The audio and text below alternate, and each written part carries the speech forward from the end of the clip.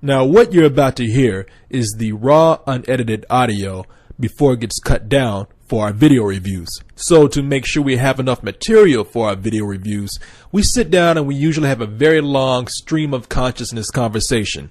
Basically a lot of rambling until we stumble upon something that we find useful or funny. What that means for you is that you get to hear all of our mistakes, retakes, experimentations, vulgarities, an occasional argument or two, and the overall insanity behind the whole process.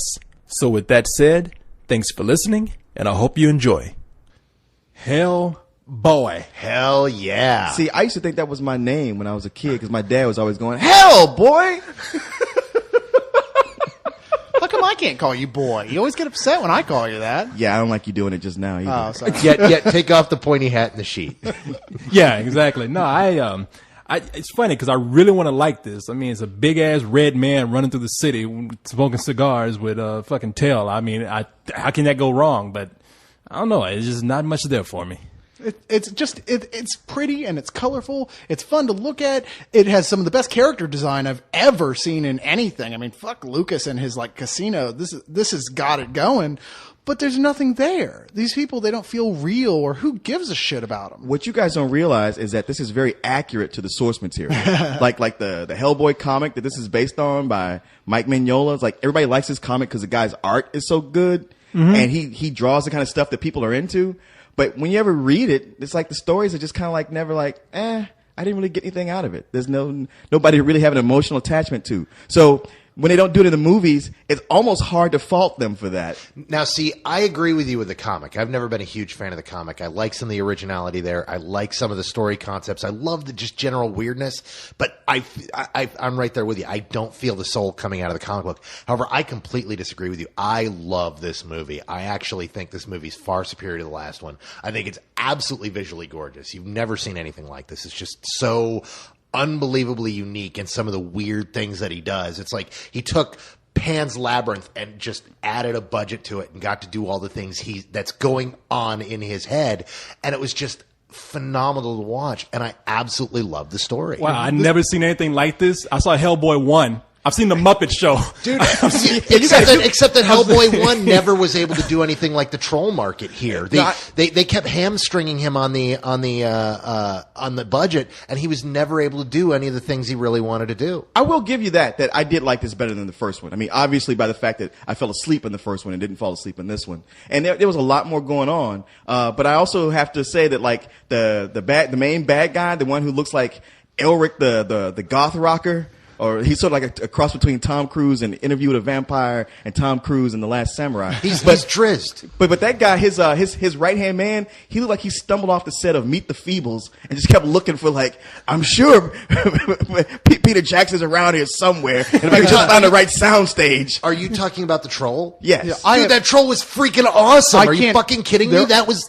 You're right about that, Carlisle. I have no criticisms of the creature design. They're gorgeous. I mean, they're amazing. But like I said, ultimately the story, we've seen stuff like this before. The characters, there's no depth. It's like as if I woke up and there was a naked cheerleading team in my bedroom wanting to have sex with me. I've never seen anything like that before, and I have a great time having sex with them. But after a while, the whole thing I'm going to realize there's nothing there. It's pretty to look at, and I'm having a great time, but really, it's just you and a bottle of lotion. Exactly. Okay. Exactly. All right. Yeah. I was going to give it that. When I come completely out of my coma and I go, fuck. And like this movie, that's a big special effect when you have to blow it up. So yeah, and exactly. I would like to thank you for that image. I like to thank me for that image. That's an image that's going to fester. Only you would compare it to some shit like that. You know what? The design and the colors and everything, the sets, they were gorgeous. I thought it was a big improvement. All that stuff was a big improvement over the last one.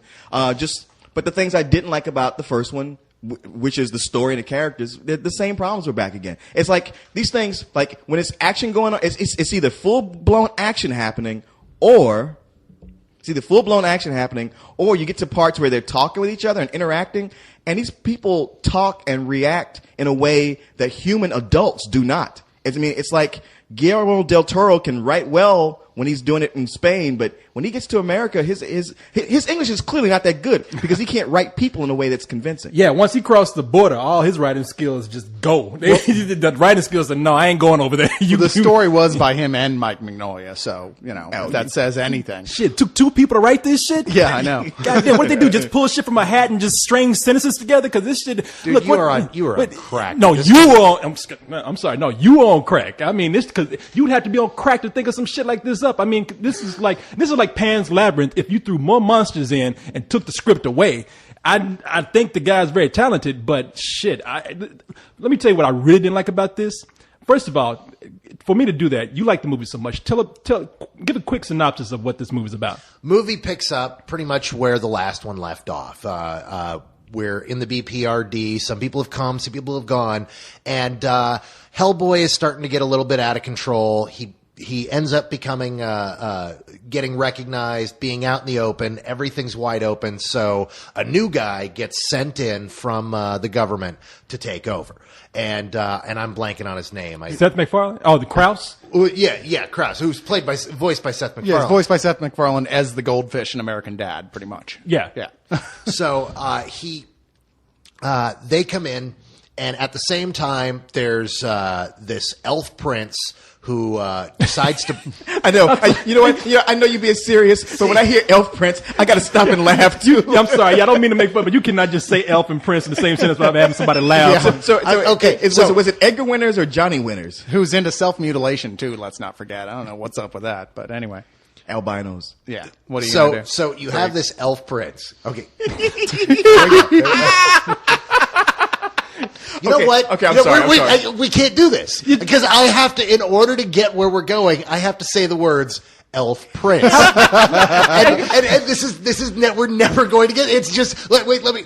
Okay, we'll leave the room and let you finish. Elf prince. I'm done. You tried real hard. How about elf dude, this dude, elf guy? Yeah. Okay, so there's this dude, this gay dude with pointy ears. So there's this fruity little goth emo type wearing way too much makeup, who has this big friend that's a troll, and he decides fuck this truce we've had for eons with the human race. We're going to war. I'm raising the Golden Army, and I'm collecting the pieces. Well, his twin sister has the final piece and doesn't want him to resurrect the Golden Army, and she ends up running off with the BPRD, and these two forces collide, and lots of cool shit happens. Except for all the annoying stuff with the love story that gets in the way of all this that would have been vaguely interesting if they didn't keep interrupting it with the stupid-ass love stories. It really is awkward how they keep bringing the love stories in. There's no organic flow to it. No. It's just like, let's stop the action and get to the awkward love scenes. Yeah, now if you remember from the last one, Hellboy hooked up with Selma Blair's character at the end of it, which, I don't see how they can ever break up because, let's face it, that pussy be tore up after that. No one is going to be able. That is the New Jersey Turnpike Tunnel, right? Exactly. Oh, yeah. After Hellboy has been up in there, ain't nobody going to be able to do that. Who's she going to go date? The Incredible Hulk? Really? Come on. Let's now. If there's one thing we can agree on, can we at least agree on that the fact that Guillermo del Toro knows how to shoot Selma Blair and make her look incredibly hot? Yeah, because she looks hotter here than I've seen her in any other film. Well, that's because she keeps setting herself on fire. Yeah, maybe that's why she looks hot. I gotta tell you, Selma Blair is one of those chicks who like on paper she'd be my type, and yet every time I look at her, I'm like, girl, get some sleep. Yeah. I mean, she's got some serious bags on her She eyes. looks ill all the time. Plus, there is no bootay going on whatsoever in this situation. I mean, wait. Did you just say bootay? All right, back off there, Whitey. Wait, hold on. You just called him Whitey? Mr. Bootay? Hold on, Elf Prince. Is that like a Cajun sausage and bootay? No, isn't that what you... He be going out for the bootay. Isn't that what you people say? No, it is not what we people say.